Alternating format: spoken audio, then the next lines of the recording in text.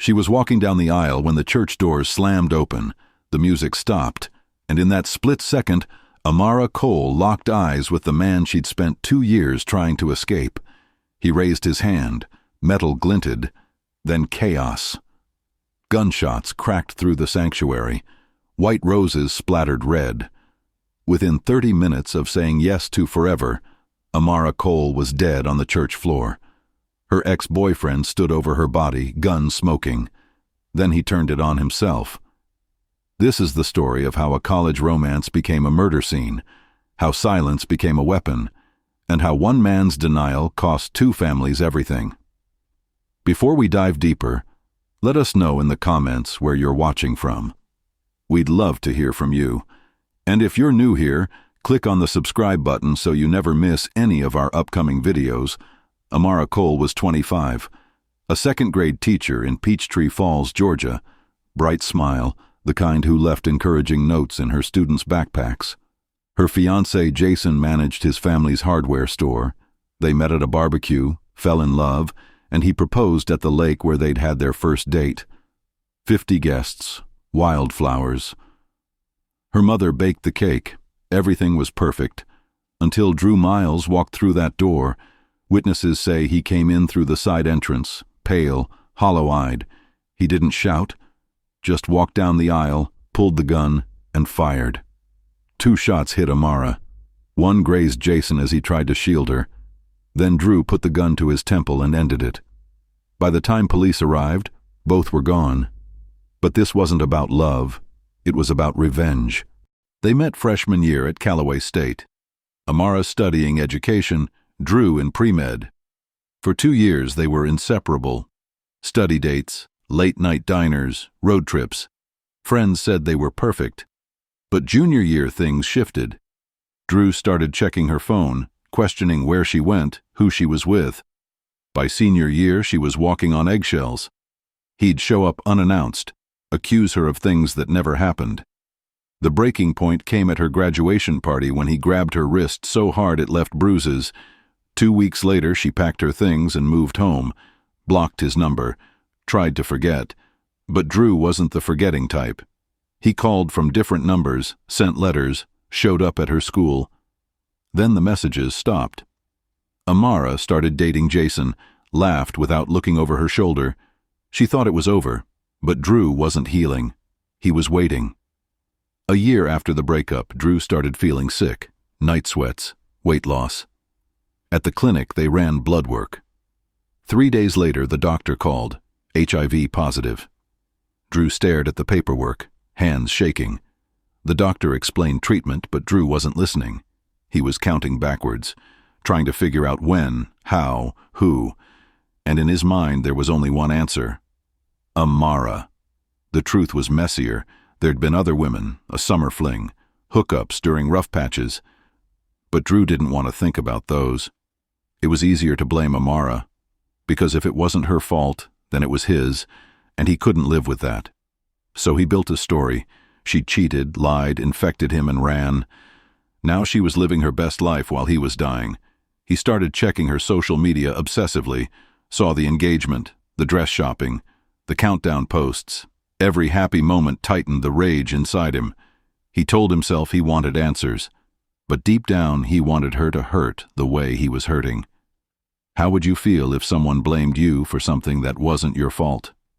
After the shooting, detectives pulled Drew's medical records. He'd tested negative for HIV 2 years into his relationship with Amara. He couldn't have gotten it from her. The infection came later.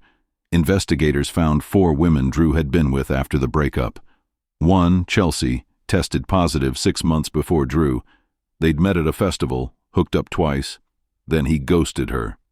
She tried to warn him when she got diagnosed, but he'd blocked her. The evidence was clear. Drew was infected after Amara, not during. But facts didn't matter. He'd convinced himself of a lie. He needed a villain, someone to punish. And Amara fit the role. Meanwhile, Amara had been tested after the breakup. Negative. She didn't owe Drew anything. But in his mind, she owed him everything. He wrote letters he never sent, printed her engagement photos, Googled her wedding venue, watched videos on loading a gun. the entire time telling himself he was the victim. 3 months before the wedding, Drew started commenting on Amara's posts. Nothing threatening, just odd. Amara blocked him, then he messaged Jason. "Make sure you know who you're marrying." They talked about going to police, but he hadn't made direct threats. 2 months out, Drew showed up at Amara's school, just sat in his car watching. Police told him to leave. 3 days later, he was back. Amara called police again. They said she could file for a restraining order but needed proof of harassment. Drew never put anything in writing, never crossed the line just enough, so nothing happened. 1 week before the wedding, Drew bought a gun, passed the background check, no criminal record. He paid cash, sat in his car with the gun in his lap, staring. A witness said he looked like he was crying. But no one stopped him. Could this have been prevented? What would you have done? The rehearsal was perfect. Laughter, flowers, happy tears. While they celebrated, Drew sat in his car outside the church since 3 in the afternoon. Watching. Waiting. He saw them laugh. Saw Amara kiss Jason. Something snapped. He drove home. Sat on the floor with the gun on the coffee table for hours. Opened Instagram one last time. Amara's post, "One more day until forever." Drew's hands shook. He typed a comment, deleted it. Turned off his phone. Didn't sleep. Just sat in the dark, rehearsing. When the sun came up, he put the gun in his jacket and drove to the church. Amara woke at 6, too excited to sleep. By noon, she was in her dress. Her mom cried. She looked in the mirror and saw someone safe, someone starting fresh. At 1:15, they drove to the church. The music started. Amara took her father's arm and began walking. Halfway down the aisle, the doors slammed. She turned. Drew, she knew. Jason stepped forward. "Get back!" Drew pulled the gun. Chaos, screaming. Drew fired twice. Amara felt the impact before the pain, red across white lace. She looked up, Drew's face wet with tears. "You did this," he whispered. Then he raised the gun again. Everything went dark. Jason screamed her name. Drew stood over her body, then pressed the gun to his temple. Police arrived 4 minutes later. 2 bodies. 1 shattered dream. In Drew's phone, they found an unsent note. "I loved you, and you killed me. So now we're even." Detectives found Drew's phone unlocked. Dozens of unsent messages to Amara, and texts from Chelsea, 8 months earlier. "I need to talk to you. It's important." He never responded. 3 weeks before the wedding. "I know you're angry, but you need to know the truth. I'm the one who's positive, not her. Please don't do something you'll regret." Drew read it and deleted it. Medical records proved it. Amara tested negative twice after their breakup. She never had it. Drew was infected by someone else. But admitting that meant admitting he was wrong. So he built a lie and believed it.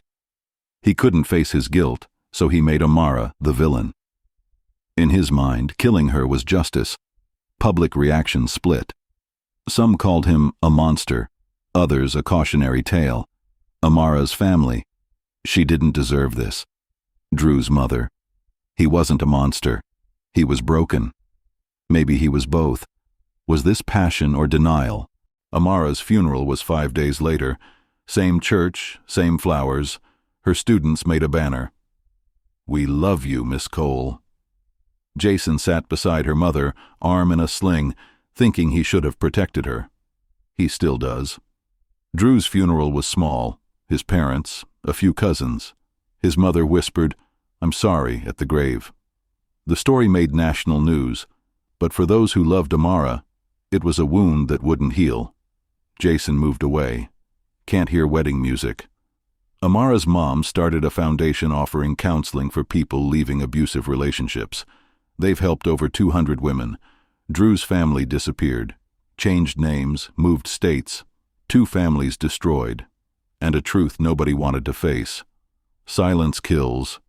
Shame kills. 6 months later, police released their report. Drew acted alone, planned it for 2 weeks. Knew Amara wasn't the source, but blamed her anyway. The report raised questions. Should people inform past partners about infections? Should threats be taken more seriously? Should gun sales require mental health screenings? Politicians debated. Nothing changed. Life moved on. Except for those who couldn't, the guests who flinch at loud noises, the pastor who left ministry. Legal experts said even a restraining order might not have stopped him. What began as a love story ended as a warning about silence, shame, and when pain turns to poison. There's a bench outside Amara's school now. In memory of Miss Cole, who taught us to be kind. On her birthday, students released balloons. Jason sent a letter. I'm sorry I couldn't save you. He keeps her photo on his desk, says good morning every day. Amara's story isn't unique.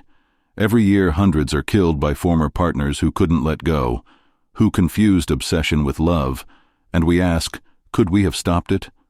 The truth is simple. Love should never hurt, never control, never kill.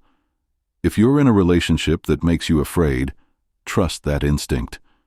Because Amara didn't think it would happen to her either. What do you think drove Drew over the edge? Could this have been stopped? Tell us in the comments. Hit like and subscribe. Because the truth doesn't just set you free, sometimes it could save your life.